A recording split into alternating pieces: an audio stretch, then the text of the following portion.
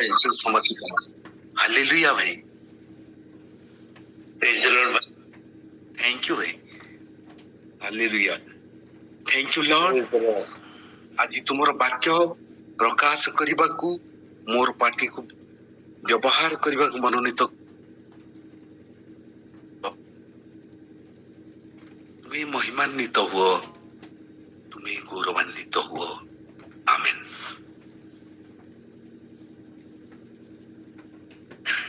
ख्रीष्टर प्रिय मंडली, आमे समस्ते परमेश्वर अटू से सृष्टिकर्ता परमेश्वर मधुर नाम रे मु समस्त को नमस्कार जनाऊँगी। आसंतु आज आमर पिता जो खाद्य आम प्रस्तुत कर तार स्वाद चाखिबा।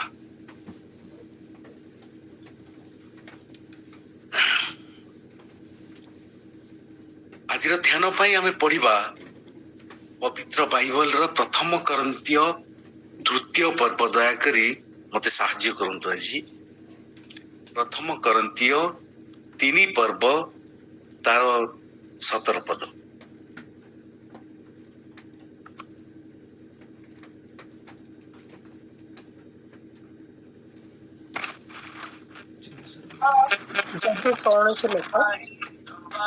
जे कौन से लोक ईश्वर को मंदिर को नष्ट करे तेबे ईश्वर ताकू नष्ट करिवे, कारण ईश्वर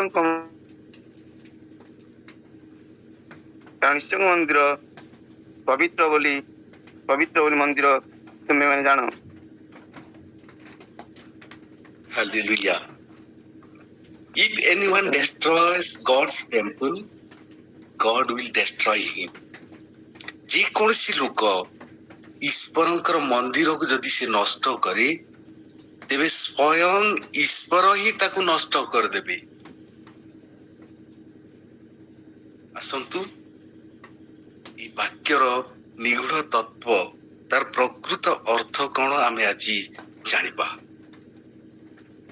ई वाक्य को साधारणतः आमे लाइटली ग्रहण करथाउ। हमर चिंताधारा हमर ईश्वर चिंताधारा ठारू संपूर्ण अलग अटे। आमे हुए तो भावु थाई पारू मंदिर को भांगी नहीं। मंदिर भांगिबा तो दूरर कथा, मंदिर रो कोनोसी छोटिया जिनिसटिए मध्य मु केबे नष्ट कर नाही। किंतु सत्यता कौन अटे प्रिय माने, आमे आम निज संपर्क रे जो स्वीकारोक्ति बाढ़ुछु केते दूर सत्य अटे आदौ नुहे, सत्यता नहीं। कारण मंदिर कहिले केवल जे उपासना गृह को बुझा जाए ये कथा नुहे। जोहन लिखित सुसमाचार तार 2 पर्वर 19 पद जदि आमे पाठ करिबा ताहेले सेठारे एपरि लिखा जाए 19 पर्वर 19 पद। यीशु सेमान को उत्तर देले, तुम्हे माने एही मंदिर को विनाश करो आउ 3 दिन मध्यरे मु ताहा तोड़ी देबी। प्रभु यीशु स्वयं कहउचंती जे एई मंदिर को तुम्हें विनाश कर दियो, भांगी दियो आउ एई मंदिर को मु 3 दिन भितरे तैयारी कर देबी, तोड़ी देबी। से को मंदिर को कहउचंती प्रिय माने, से निजर शरीर रूपक मंदिर को कहउचंती। एई शरीर को तुम्हें मैंने नष्ट कर दब, ये कथा सत्य अटे। किंतु ये मंदिर को जहाँ तुम्हें भांगी दब से मंदिर को मु 3 दिन भितरे तैयारी कर देबी।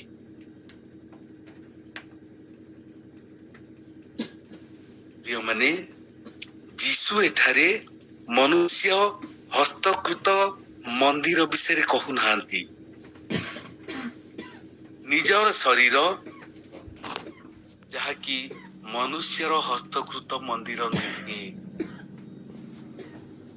ସ୍ୱହସ୍ତକୃତ ମନ୍ଦିର ବା ମଣିଷର ଅହସ୍ତକୃତ ମନ୍ଦିର ବିଷୟରେ ସେ କୁହନ୍ତି। ଆଉ ବାକ୍ୟରେ ଲେଖାଯାଏ ପ୍ରଥମ କରନ୍ଥୀୟ ତାର 3 ପର୍ବର 17ର B ପଦରେ, ପ୍ରଥମ କରନ୍ଥୀୟ ତାର 3 ପର୍ବ 17ର B ରେ ଲେଖାଯାଏ, ଆଉ ଈଶ୍ୱରଙ୍କର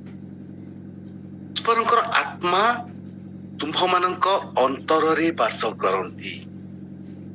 ଯଦି ପରମେଶ୍ୱରଙ୍କର ଆତ୍ମା ବାସ କରନ୍ତି, କାରଣ ଈଶ୍ୱରଙ୍କ ମନ୍ଦିର ପବିତ୍ର, ଆଉ ସେଇ ମନ୍ଦିରରେ ପବିତ୍ର ମନ୍ଦିରରେ କେବଳ ପରମେଶ୍ୱରଙ୍କର ଆତ୍ମା ବାସ କରନ୍ତି।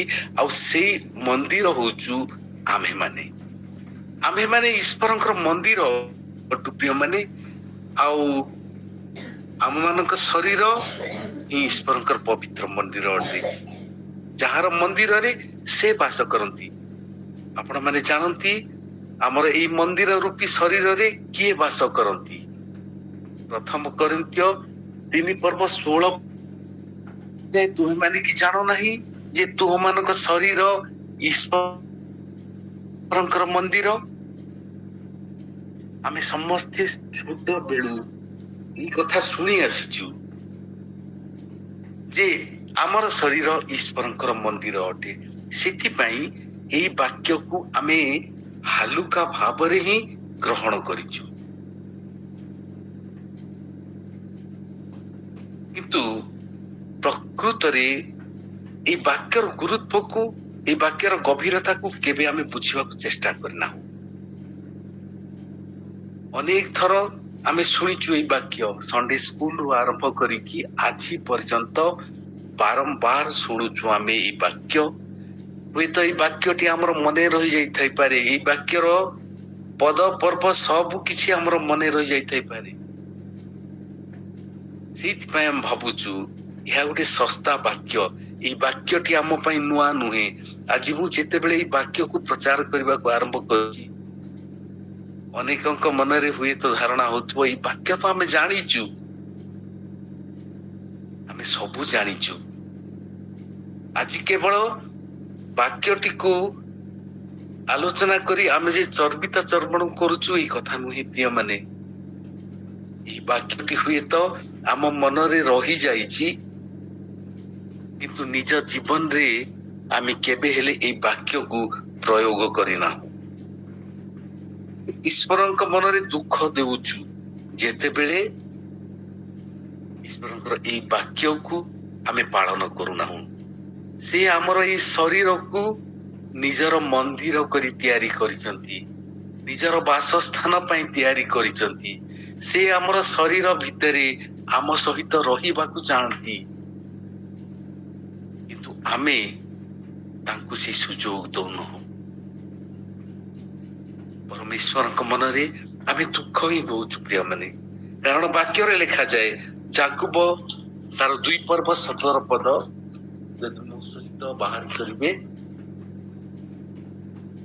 2 ପର୍ବ ତାର 17 ପଦରେ କିପରି ଲେଖାଯାଏ, ସେହିପରି ମଧ୍ୟ ବିଶ୍ୱାସ କର୍ମ ବିନା ନିଜେ ମୃତ। କର୍ମ ବିନା ବିଶ୍ୱାସ ମୃତ ଅଟେ। ଆମେ ହୁଏତ ଏଇ ବାକ୍ୟକୁ ମନେ ରଖିଥାଇପାରୁ ଯେ ଏହା ଈଶ୍ୱରଙ୍କର ମନ୍ଦିର, ଏଇ ଶରୀର ଆମର ନୁହେଁ, ଏଇ ଶରୀର ଈଶ୍ୱରଙ୍କର ଅଟେ।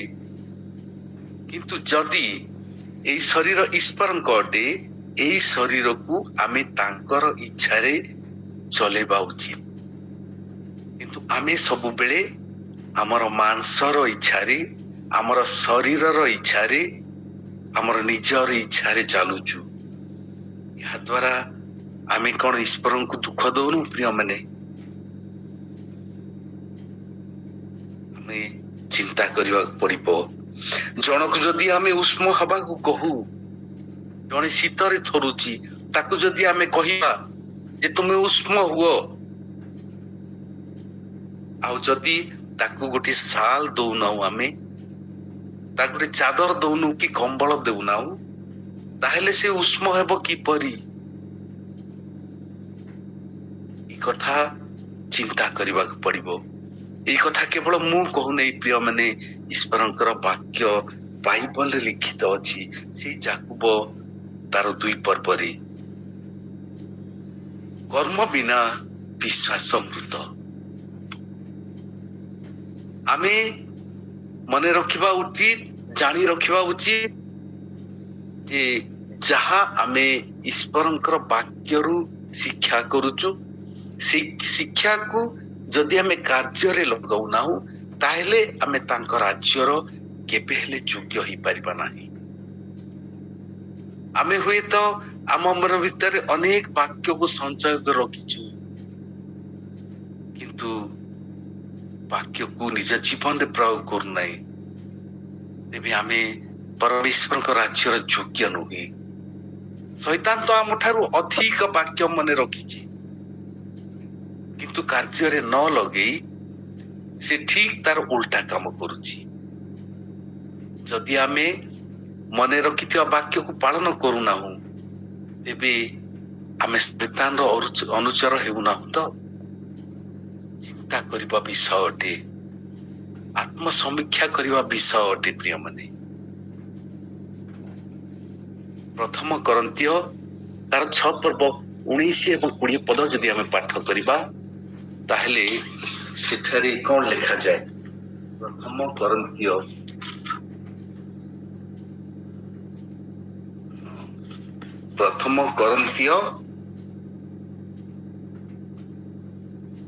ଦୟାକରି ପଢିବାରେ ସାହାଯ୍ୟ କରିବେ। ଅବା ତୁମ୍ଭମାନଙ୍କ ସହିତ ଯେ ଈଶ୍ୱରଙ୍କ ଠାରୁ ପ୍ରାପ୍ତ ତୁମ୍ଭମାନଙ୍କ ଅନ୍ତର୍ବାସୀ ପବିତ୍ର ଆତ୍ମାଙ୍କ ମନ୍ଦିର, ଏହା କଣ ଜାଣ ନାହିଁ? ଆଉ ତୁମ୍ଭେମାନେ ନିଜେ ନିଜର ନୁହଁ, କାରଣ ତୁମ୍ଭେମାନେ ବିଶେଷ ମୂଲ୍ୟରେ କିଣା ଯାଇଅଛ। ଏଣୁ ତୁମ୍ଭମାନଙ୍କ ଶରୀରରେ ଈଶ୍ୱରଙ୍କ ଗୌରବ ପ୍ରକାଶ କର।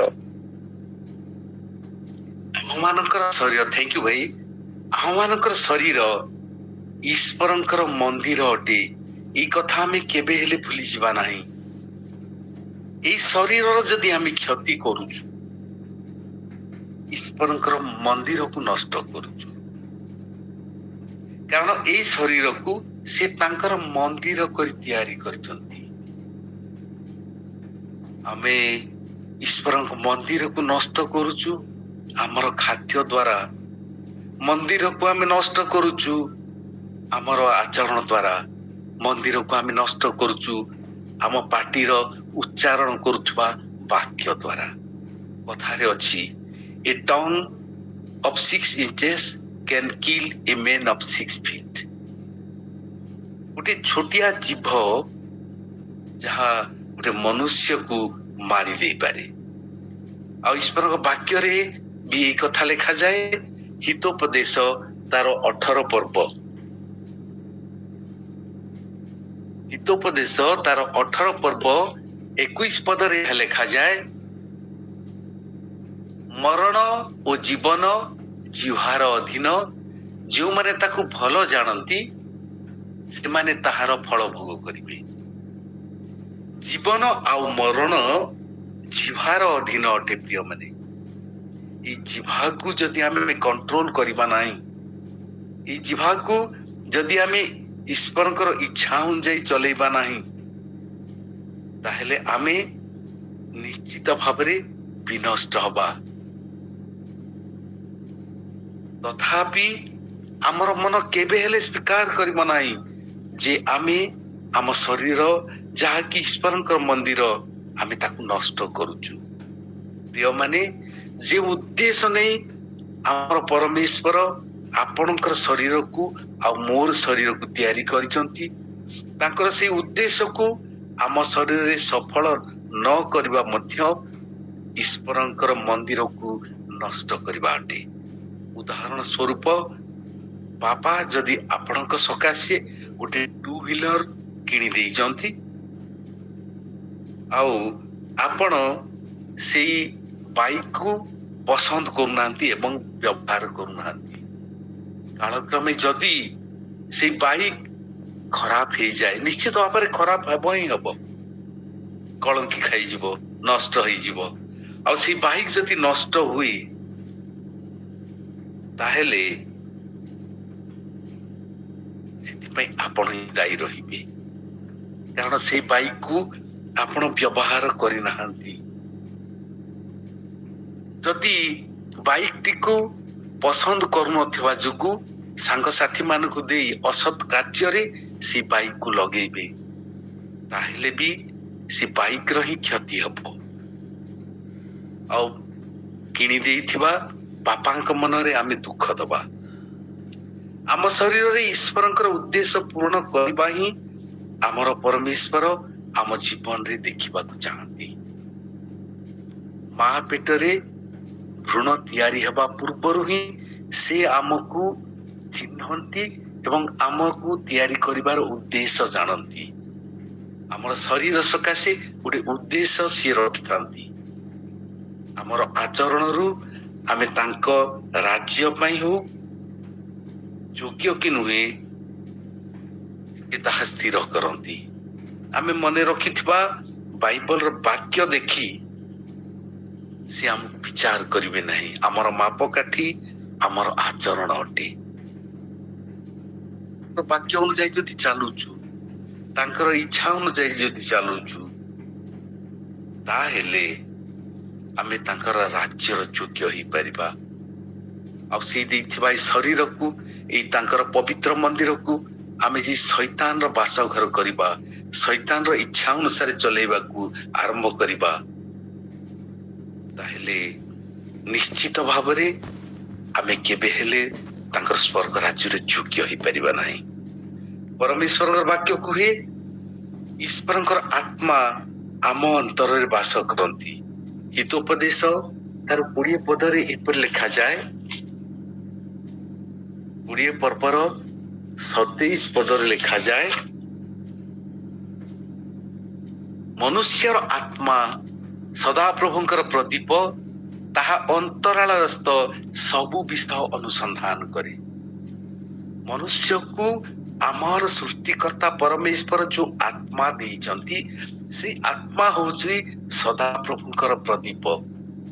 ଆଉ ସେଇ ଆତ୍ମା ଯେହେତୁ ଆମର ଶରୀର ଭିତରେ ଅଛି, ଆମେ କଣ କରୁଛୁ, କଣ କହୁଛୁ, କଣ ଚିନ୍ତା କରୁଛୁ, ପ୍ରତ୍ୟେକ ବିଷୟ ସଦାପ୍ରଭୁ ଜାଣିପାରନ୍ତି। ପ୍ରିୟମାନେ, ଆମେ ଅନ୍ଧାରରେ ଯାହା କରୁ, ଆମେ ଏକୁଟିଆ ଥିଲା ବେଳେ ଯାହା ଚିନ୍ତା କରୁ, ପ୍ରତ୍ୟେକ ବିଷୟ ସେ ଜାଣି ପାରନ୍ତି।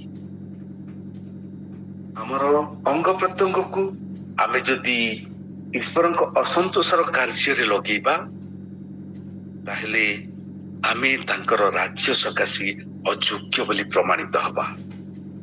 ଯୀଶୁ ଖ୍ରୀଷ୍ଟଙ୍କର ପବିତ୍ର ରକ୍ତ ଏବଂ ଉଦ୍ଧାର ବଦଳରେ ଆମେ ପାଇଥିବା ଅନନ୍ତ ଜୀବନକୁ ଆମେ ସବୁଦିନ ପାଇଁ ହରେଇ ଦେବା।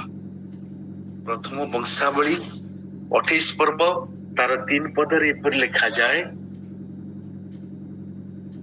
28 ପର୍ବ ତାର 3 ପଦ, ମାତ୍ର ପରମେଶ୍ୱର ମୋତେ କହିଲେ, ତୁମ୍ଭେ ଆମ ନାମ ଉଦ୍ଦେଶ୍ୟରେ ଗୃହ ନିର୍ମାଣ କରିବ ନାହିଁ, କାରଣ ତୁମ୍ଭେ ଯୁଦ୍ଧକାରୀ ଓ ରକ୍ତପାତ କରିଅଛ। ଏହି କଥା ପରମେଶ୍ୱର ଦାଉଦଙ୍କୁ କହୁଛନ୍ତି। ପ୍ରିୟମାନେ, ଦାଉଦ ଯିଏ କି ପରମେଶ୍ୱରଙ୍କର ମନର ମତ ଅଟନ୍ତି, ତାଙ୍କୁ ସେ କହୁଛନ୍ତି। ତାଙ୍କର ଅଙ୍ଗ ପ୍ରତ୍ୟଙ୍ଗ ମାଧ୍ୟମରେ, ତାଙ୍କର ହସ୍ତ ଦ୍ୱାରା ସେ ଯୋଉ କାର୍ଯ୍ୟ କରିଛନ୍ତି, ସେ ଯୋଉ ଯୁଦ୍ଧ କରିଛନ୍ତି, ସେ ଯୋଉ ବିସ୍ତର ରକ୍ତପାତ କରିଛନ୍ତି, ସେଥିପାଇଁ ସେ ତାଙ୍କର ସକାଶେ, ପରମେଶ୍ୱରଙ୍କ ସକାଶେ ଗୃହ ନିର୍ମାଣ କରିବାକୁ ଅଯୋଗ୍ୟ ବୋଲି ବିବେଚିତ କରିଛନ୍ତି। ଆମ ଶରୀର ଏବଂ ଅଙ୍ଗ ପ୍ରତ୍ୟଙ୍ଗର କର୍ମ ଗୁଡିକ ଆମ ବିଚାରର ମାପକାଠି ହେଇଥାଏ। ଆମେ ଜାଣି ରଖିବା ଉଚିତ ଯେ ପବିତ୍ର ଆତ୍ମା ଆମର କୌଣସି ଅଙ୍ଗ ପ୍ରତ୍ୟଙ୍ଗ କିମ୍ବା ଛାତିରେ କି ମୁଣ୍ଡ ଭିତରେ କିମ୍ବା ପେଟ ଭିତରେ ରୁହନ୍ତି ନାହିଁ, ସେ ଆମର ଅନ୍ତର ଭିତରେ ରୁହନ୍ତି। ଏଇ ଶରୀର ତ ଗୋଟେ ଛାଞ୍ଚ ବା ଘର ଅଟେ। ଯାହା ଭିତରେ ଆମର ଆତ୍ମା ଏବଂ ପରମେଶ୍ୱରଙ୍କର ଆତ୍ମା ବାସ କରନ୍ତି। ଆମେ ଯଦି ଆମ ଶରୀରର ଇଚ୍ଛାକୁ ପବିତ୍ର ଆତ୍ମାଙ୍କ ହାତରେ ସମର୍ପଣ କରୁ, ତେବେ ପବିତ୍ର ଆତ୍ମା ଆମର ଆତ୍ମା ସହିତ ଏକ ହୋଇଯାଆନ୍ତି। 6 ପର୍ବ ତାର 17 ପଦ ଯଦି ଆମେ ଦେଖିବା, ପ୍ରଥମ କରନ୍ତୀୟ 6 ପର୍ବ ତାର 17 ପଦରେ ଏପରି ଲେଖାଯାଏ, କିନ୍ତୁ ଯେ ପ୍ରଭୁଙ୍କ ସହିତ ସଂଯୁକ୍ତ ହୁଏ ସେ ତାହାଙ୍କ ସହିତ ଏକ ଆତ୍ମା ହୁଏ। ଯେ ପ୍ରଭୁଙ୍କଠାରେ ସଂଯୁକ୍ତ ହୁଏ, ଯେ ପରମେଶ୍ୱରଙ୍କର ଇଚ୍ଛାରେ ଚାଲେ, ତାହାର ଆତ୍ମା ସହିତ ତାଙ୍କର ଶରୀର ଭିତରେ ଥିବା ପବିତ୍ର ଆତ୍ମା ବା ଈଶ୍ୱରଙ୍କର ଆତ୍ମା ସଂଯୁକ୍ତ ହେଇଯାଆନ୍ତି ଆଉ ଏକ ହୋଇଯାଆନ୍ତି। ଆପଣ ମାନେ ଜାଣନ୍ତି, ଆପଣ ଆଉ ମୁଁ, ଆମେ କିମ୍ବା ଆମ ଶରୀର ଆମର ନିଜର ନୁହେଁ। ଆମେ ନିଜେ କିମ୍ବା ଆମର ଶରୀର ଆମର ନିଜର ନୁହେଁ, କାରଣ ଆମେ ବିଶେଷ ମୂଲ୍ୟରେ କିଣା ଯାଇଅଛୁ। এই କଥା ପ୍ରଥମ କରନ୍ତୀୟ 6 ପର୍ବ 20 ପଦରେ ଲେଖାଯାଏ, ତୁମ୍ଭେମାନେ ବିଶେଷ ମୂଲ୍ୟରେ କିଣା ଯାଇଅଛ, ନିଜର ଜୀବନର ପ୍ରତିବଦଳରେ ନିଜର ପବିତ୍ର ରକ୍ତର ମୂଲ୍ୟ ଦେଇ ପ୍ରଭୁ ଯୀଶୁ ଆପଣଙ୍କୁ ଆଉ ମୋତେ କିଣି ନେଇ ଯାଇଛନ୍ତି। ଆମେ ନିଜ ଇଚ୍ଛାରେ ଚାଲିବାର ସ୍ୱାଧୀନତା ଆମର ନାହିଁ ପ୍ରିୟମାନେ। ଯେଉଁ ଉଦ୍ଦେଶ୍ୟରେ ସେ ଆମକୁ ତିଆରି କରିଛନ୍ତି, ସେଇ ଉଦ୍ଦେଶ୍ୟକୁ ଆମେ ପୂରଣ ନ କରିବାରୁ ହିଁ ଏବଂ ଶୈତାନର ଇଚ୍ଛାରେ ଚାଲିବାରୁ ହିଁ ଆମକୁ ବିଶେଷ ମୂଲ୍ୟରେ କିଣିବାକୁ ସେ ସ୍ୱର୍ଗ ଛାଡି এই ପୃଥିବୀକୁ ଆସିଥିଲେ। ପରମେଶ୍ୱରଙ୍କର ଆତ୍ମା ଏବଂ ପରମେଶ୍ୱର ନିଜେ ପବିତ୍ର ଅଟନ୍ତି, ତେଣୁକରି ତାହାଙ୍କୁ ପବିତ୍ର ଆତ୍ମା କୁହାଯାଏ। ଯଦି ଆମେ ଆମର ଶରୀରକୁ ଏବଂ ଅନ୍ତରକୁ ଅପବିତ୍ର କରୁ, ତେବେ ସେ ସେହି ଅପବିତ୍ର ଶରୀରରେ ବାସ କରିବେ ନାହିଁ। ଯଦି ଆମକୁ କୌଣସି ବୁଦ୍ଧିଗନ୍ଧମୟ ଅପରିଷ୍କାର ସ୍ଥାନରେ ରହିବାକୁ ପସନ୍ଦ କରୁନାହୁଁ, ତେବେ ପବିତ୍ର ଆତ୍ମା ପାପପୂର୍ଣ୍ଣ ଅପବିତ୍ର ସ୍ଥାନରେ କିପରି ବା ରହିବେ ପ୍ରିୟମାନେ? ତାହାଙ୍କର ବାସସ୍ଥାନକୁ ଅପବିତ୍ର କରିବା ଏବଂ ତାହାଙ୍କ ବାସର ଅନୁପଯୋଗୀ କରିବା ହିଁ ତାହାଙ୍କର ମନ୍ଦିରକୁ ଭାଙ୍ଗିବା ବା ନଷ୍ଟ କରିବା ଅଟେ। ପ୍ରଭୁ ଯୀଶୁ କହନ୍ତି, ମୁଁ ତୁମ୍ଭ ଉପରେ ଆପଣା ମଣ୍ଡଳୀ ତୁଳିବି। ମାଥ୍ୟୁ 16 ପର୍ବ 18 ପଦ। ହାଲେଲୁୟା। ଆମେ ଯଦି ତାଙ୍କ ପ୍ରେମରେ ସ୍ଥିର ରହିବା, ତେବେ ସେ ଆମ ଉପରେ ତାଙ୍କର ମନ୍ଦିର ବା ମଣ୍ଡଳୀ ତୁଳିବାକୁ ମନସ୍ଥ କରନ୍ତି। ସେଦିନ ସେ ପିତରଙ୍କୁ ଏହି କଥା କହିଥିଲେ, କାରଣ ପିତର ଯୀଶୁଙ୍କୁ ଜୀବନ୍ତ ପରମେଶ୍ୱରଙ୍କର ପୁତ୍ର ବୋଲି ସ୍ୱୀକାର କରିଥିଲେ। ମୋର ପ୍ରିୟର ଈଶ୍ୱରଙ୍କର ଲୋକମାନେ, ପ୍ରଭୁ ଆଜି ଆପଣଙ୍କ ପାଇଁ ଓ ମୋ ପାଇଁ ମନୋଯୋଗୀ ହୋଇ ଅପେକ୍ଷା କରି ବସି ରହିଛନ୍ତି। କେତେବେଳେ ମୋର ପୁଅ ମତେ ପରମେଶ୍ୱରଙ୍କର ପୁତ୍ର ବୋଲି ସ୍ୱୀକାର କରିବ, କେତେବେଳେ ସେ ନିଜକୁ ତାହାଙ୍କର ପୁତ୍ର କନ୍ୟା ବୋଲି ସ୍ୱୀକାର କରିବ।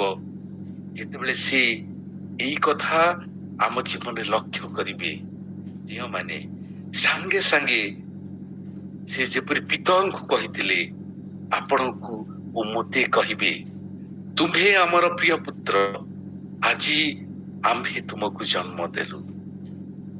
ତମରି ଉପରେ ମୁଁ ମୋର ମଣ୍ଡଳୀ ଗଢିବି, ମୋର ମନ୍ଦିରକୁ ମୁଁ ତୁମ ଉପରେ ଠିଆ କରିବି, କାରଣ ତୁମ୍ଭେ ବିଶ୍ୱାସରେ ଦୃଢ ଅଟ। ପ୍ରିୟମାନେ, ଆମେ ଯଦି ବିଶ୍ୱାସରେ ଦୃଢ ହବା, ଆମେ ଯଦି ଯୀଶୁଙ୍କୁ ଈଶ୍ୱରଙ୍କ ପୁତ୍ର ବୋଲି ସ୍ୱୀକାର କରିବା, ତାହେଲେ ସେ ଆମ ଉପରେ ତାଙ୍କର ମନ୍ଦିର ଗଢିବେ। ଯାକୁବ 1 ପର୍ବ ତାର 14 ଆଉ 15 ଲେଖାଯାଏ।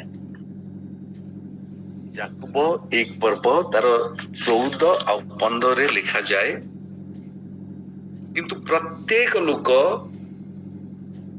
ଆପଣା କାମନା ଦ୍ୱାରା ଆକର୍ଷିତ ଓ ପ୍ରବଞ୍ଚିତ ହୋଇ ପରୀକ୍ଷିତ ହୁଏ। ତାହାପରେ କାମନା ଗର୍ଭ ଧାରଣ କରି ପାପ ପ୍ରସବ କରି, ପୁଣି ପାପ ପୂର୍ଣ୍ଣ ମାତ୍ରାରେ ବୃଦ୍ଧି ପାଇ ମୃତ୍ୟୁକୁ ଜନ୍ମ ଦିଏ। କାମନା ଆମ ଭିତରେ ଥିବା କାମନା ହିଁ ଆମକୁ ମୃତ୍ୟୁକୁ ଟାଣି ନଉଛି। ଆମର ଇଚ୍ଛା ଆମକୁ ଶୈତାନର ଇଚ୍ଛାରେ ଶୈତାନର ଶିଷ୍ୟ କରେଇ ଦଉଛି। ତେଣୁକରି ଆମେ ଆମର ନିଜର ଇଚ୍ଛାରେ ବା ଶରୀର ଇଚ୍ଛାରେ ଚାଲିବା ନାହିଁ। ଆମେ ପରମେଶ୍ୱରଙ୍କର ଇଚ୍ଛାରେ ଚାଲିବା। ଆମର ଶରୀରକୁ ସଜୀବ ପବିତ୍ର ଓ ପରମେଶ୍ୱରଙ୍କ ସୁଗ୍ରାହ୍ୟ ବଳି ରୂପେ ଉତ୍ସର୍ଗ କରିବା। ଆମର ଅଙ୍ଗ ପ୍ରତ୍ୟଙ୍ଗକୁ ତାଙ୍କର ଇଚ୍ଛାରେ ଚଲେଇବା। କାମନା ଦ୍ୱାରା ଆମେ ପ୍ରବଞ୍ଚିତ ହଉଛୁ ଏବଂ ପରୀକ୍ଷିତ ହୋଇ ପାପରେ ପଡି ଯାଉଛୁ। ଆଉ ଏଇ ପାପ ଦ୍ୱାରା ଆମେ ଆମର ଶରୀରକୁ କଳୁଷିତ କରିଦଉଛୁ। ଏହି ପାପ ଆମକୁ ଟାଣି ନଉଛି ମୃତ୍ୟୁ ଆଡକୁ। ଆମର ଶରୀର କଳୁଷିତ ହେଉଛି, ଆମର ଅନ୍ତର ଈଶ୍ୱରଙ୍କର ବାସୋପଯୋଗୀ ଆଉ ରହିପାରୁନାହିଁ। এই ବିଷୟରେ ଈଶ୍ୱରଙ୍କ ବାକ୍ୟ କୁହେ ଯେ ଈଶ୍ୱରଙ୍କ ମନ୍ଦିରକୁ ନଷ୍ଟ କରେ, ପରମେଶ୍ୱର ତାକୁ ନଷ୍ଟ କରିବେ। ରୋମିଓ 2 ପର୍ବ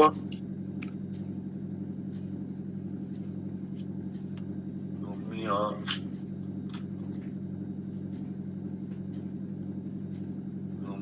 2 ପର୍ବ ତାର 8 ଏବଂ 9 ପଦ।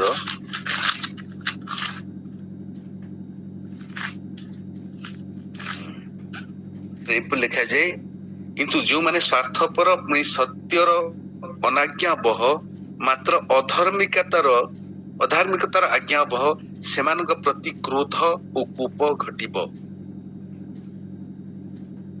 ଯେଉଁମାନେ ସ୍ୱାର୍ଥପର ଅଟନ୍ତି, ସତ୍ୟର ଅନାଜ୍ଞାବହ ଅଟନ୍ତି ଆଉ ଅଧାର୍ମିକତାର ଆଜ୍ଞାବହ ଅଟନ୍ତି, ସେମାନଙ୍କ ପ୍ରତି ଈଶ୍ୱରଙ୍କର କ୍ରୋଧ ଜନ୍ମିବ। ପ୍ରିୟମାନେ, ତାଙ୍କର ସେଇ କ୍ରୋଧ ଓ କୋପରୁ ରକ୍ଷା ପାଇବାକୁ ହେଲେ ଆମ ଭିତରେ ତାହାଙ୍କ ଅସନ୍ତୋଷର କୌଣସି ବିଷୟକୁ ଆମେ ସ୍ଥାନ ଦେବା ନାହିଁ। ଶରୀରର ଅଭିଳାଷ ଦ୍ୱାରା ଆମେ ଚାଲିବା ନାହିଁ। ଶରୀରର ଅଭିଳାଷ କରିବା ବଦଳେ ଆତ୍ମାଙ୍କ ଦ୍ୱାରା ଆଚରଣ କରିବା। ବାକ୍ୟ କୁହେ ଶରୀରର ଅଭିଳାଷ ଆତ୍ମାଙ୍କର ପ୍ରତିକୂଳ। ଗାଲାତ୍ୟ 5 ପର୍ବ 17 ପଦ। ଏଇସବୁ ଯଦି ଆମ ଜୀବନରେ ନ ରୁହେ ତେବେ ସେ ଆମକୁ ସେତିକି ନୁହେଁ ପ୍ରିୟମାନେ, ଯଦି ଯେ କୌଣସି ବ୍ୟକ୍ତି ଅନ୍ୟକୁ ପାପରେ ଲିପ୍ତ କରିବାର କାରଣ ହୁଏ ତେବେ ସେ ଅଧିକ ଦଣ୍ଡିତ ହବ। କାରଣ ଈଶ୍ୱରଙ୍କର ବାକ୍ୟ କୁହେ ମାର୍କ 9 ପର୍ବ 42 ପଦ ଯଦି ଆମେ ଦେଖିବା ତାହେଲେ ସେଠାରେ ଏପରି ଲେଖାଯାଏ,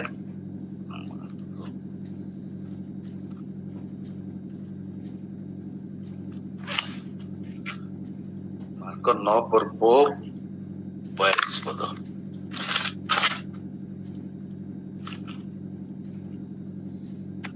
ଆଉ ଯେ କେହି ବିଶ୍ୱାସ କରୁଥିବା ଏହି କ୍ଷୁଦ୍ର ମାନଙ୍କ ମଧ୍ୟରୁ ଜଣଙ୍କର ବିଘ୍ନର କାରଣ ହୁଏ, ତାହା ବେକରେ ଗୋଟିଏ ବଡ଼ ଚକିପତ୍ର ଟଙ୍ଗା ଯାଇ ତାହାକୁ ସମୁଦ୍ରରେ ନିକ୍ଷେପ କରାଯାଇଥିଲେ ତା ପକ୍ଷରେ ଭଲ ହୋଇଥାନ୍ତା।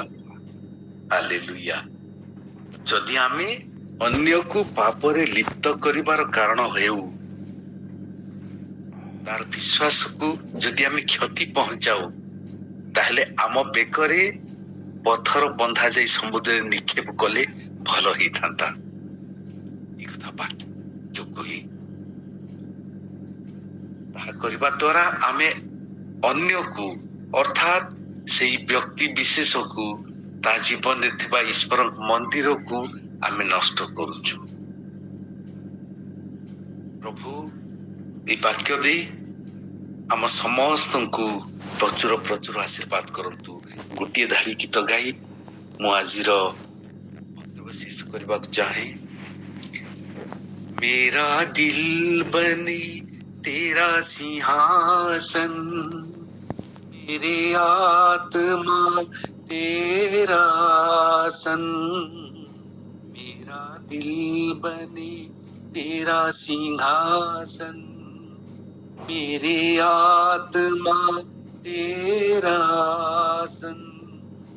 मेरे मन में तू हो विराजमान, यीशु मेरे